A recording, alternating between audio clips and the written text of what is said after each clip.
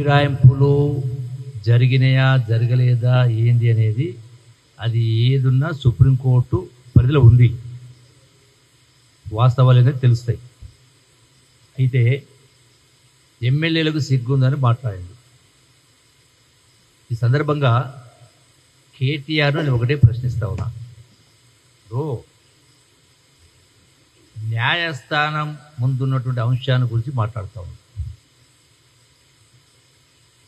ఏదున్నా న్యాయస్థానం నిర్ణయం తీసుకుంటుంది, స్పీకర్ గారు నిర్ణయం తీసుకుంటారు.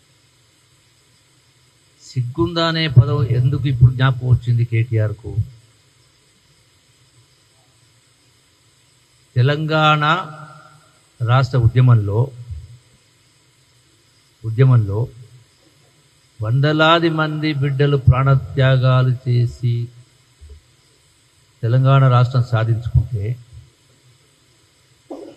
వీళ్ళు సిగ్గులేని పనులు ఎన్ని చేసినరు? ఒకటి, వాళ్ళ కుటుంబ సభ్యుడే కదా. అంబేద్కర్ను పొగిడే మాట మాట్లాడుతూ, రాజ్యాంగం గురించి మాట్లాడుతూ, మళ్ళీ అదే కేసీఆర్ పెగ్గులు పోసేటువంటి ఎవరైనా సంతోష్ కుమార్ రాజ్యసభ మెంబర్ ఇచ్చాడు. దేనిలో నిష్ణాతుడు ఆయన? అప్పుడు ఎందుకు సిగ్గు రాలేదు వీళ్లకు? అదొకటే కాదు. రోజు రెండవది, ఒక అంశం కాదు, ఇంత పెద్ద ఎత్తున ఉద్యమం జరిగి వ్యవహారం తీసుకు తెలంగాణ రాష్ట్రం వచ్చిన తర్వాత ఒక్కటైనా అమరవీరుల ఆకాంక్షలకు సరిపోయినటువంటి పద్ధతిలో ఆలోచన విధానం ఒక్కటైనా పరిపాలన జరిగిందా? నేను చెప్పడం కాదు కదా, మీ సోదరి కవితనే చెప్పింది కదా, అది వేల కోట్ల రూపాయలు అక్రమార్జన చేసిందని. సో దానిపైన ఎందుకు వీళ్ళు దాటేస్తున్నారు? మరి అది స్పందించాలి కదా. ఒక మాట మాట్లాడేసి సస్పెండ్ చేసినాం కాబట్టి ఇంకా అయిపోయినట్టే సరిపోద్దా? మరి కుటుంబ సభ్యురాలే ప్రతిరోజు ప్రతినిత్యం కలిసి మీ కుటుంబంలో ఉన్నటువంటి వాళ్ళే ఆ మాట మాట్లాడిందంటే అంటే ఏమీ లేకుండానే మాట్లాడిందా? ఆమె మీద తక్కువ నేను అంటలేను, అన్నీ కూడా ఒకతాను ముక్కలే.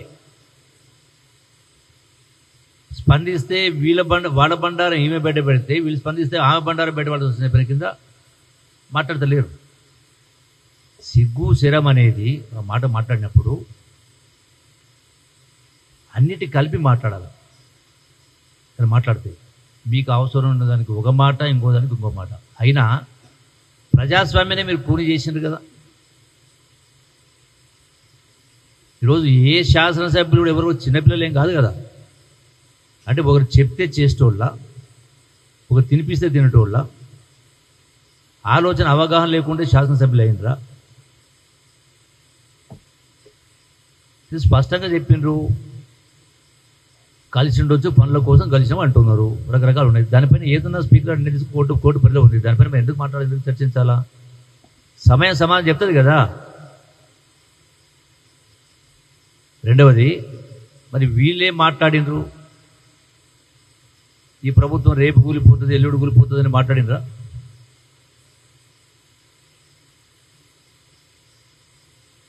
అంటే ఏ లెక్క ప్రకారం మాట్లాడినరు? అంటే ప్రజాస్వామ్యాన్ని కూని చేయాలనే ప్రయత్నం చేసే కార్యక్రమం చేయడం లేదా?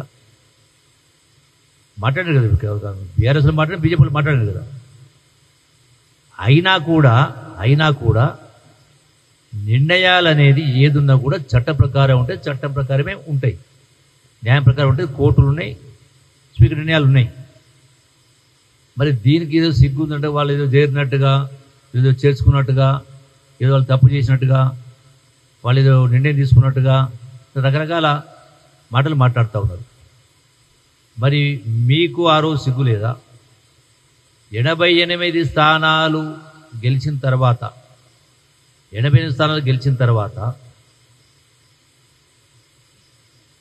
మరి ఆనాడు మీరు ఎందుకు ఇటువంటి తప్పుడు పనులు చేసిండ్రు? అయినా మేము చేయలే కదా.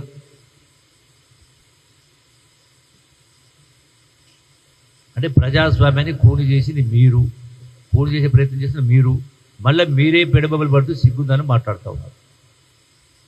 ఇలా అక్షయ పాత్ర లాంటి రాష్ట్రాన్ని చేతికి అప్పగిస్తే వేల కోట్ల రూపాయలు దోసుకునే కార్యక్రమం జరిగి, దోసిపెట్టే కార్యక్రమం జరిగి, మళ్ళా సిగ్గుందా అని మాట్లాడితే అది కేటీఆర్ స్థాయికి తగిన మాటలు కాదు. సగం మాట్లాడి సగం వదిలేస్తూ ఉన్నారు. ఇప్పుడు మహాభారత యుద్ధంలో భీష్మాచార్యుడు కురుక్షేత్ర యుద్ధంలో అంటే వీరోచితంగా పోరాటం చేస్తున్న సందర్భంలో అశ్వత్థామ ఆయన కుమారుడు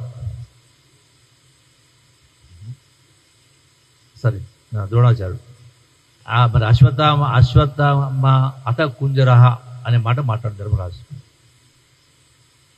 ఎందుకు మాట్లాడతాడు? ధర్మరాజు అంటే ధర్మము న్యాయము ఏ రోజు కూడా అబద్ధాలు మాట్లాడలే. మరి ఆ సందర్భంగా అశ్వత్థామ అతహ అంటే అశ్వత్థామ చనిపోయిండు అని అర్థం వచ్చినట్టుగా మాట్లాడి కుంజరహ అంటాడు. అంటే ఏనుగు చనిపోయింది దాన్ని. అంటే భీష్మాచార్యుని ఆ యొక్క అస్త్రాలు వదిలేసే తీసుకొచ్చే పరిస్థితి చేస్తాడు. లక్ష్యం అనేది ఏదున్నా కూడా ఇలా ప్రజాస్వామ్యంలో ఈ ప్రభుత్వం ప్రజాస్వామ్యబద్ధంగానే చేస్తుంది. ఏదైనా చట్ట ప్రకారమే చేస్తుంది. ఇది కూడా పరిపాలన అంతా కూడా ఇలా వాళ్ళు మేము పనుల కోసం పోయినామంటే కూడా మీరు చేరిండ్రు నిర్ణయం తీసుకోవాలంటే స్పష్టంగా మాట్లాడడం జరిగింది, చెప్పిండ్రు వాళ్ళు కూడా. దీనికైతే సిగ్గుందా అన్నట్టుగా, అంటే వీళ్ళు చేసినటువంటి వ్యవహారాలు ఏదో చక్కగా ఉన్నట్టుగా మేము ఈ ప్రభుత్వం తప్పు చేసినట్టుగా మాట్లాడుతూ ఉన్నారు. అంటే ఏ అంశానికి సంబంధించి మాట్లాడినా కూడా ఏదున్నా కూడా స్పీకర్ గారు చట్ట ప్రకారం నిర్ణయం తీసుకుంటారు. సుప్రీంకోర్టు కూడా ఆదేశించడం జరిగింది. అదే ప్రకారం సుప్రీంకోర్టు ఆదేశం ప్రకారం జరుగుతూ ఉంది. ఏదైనా వాస్తవాలు బయటకు వస్తాయి కదా.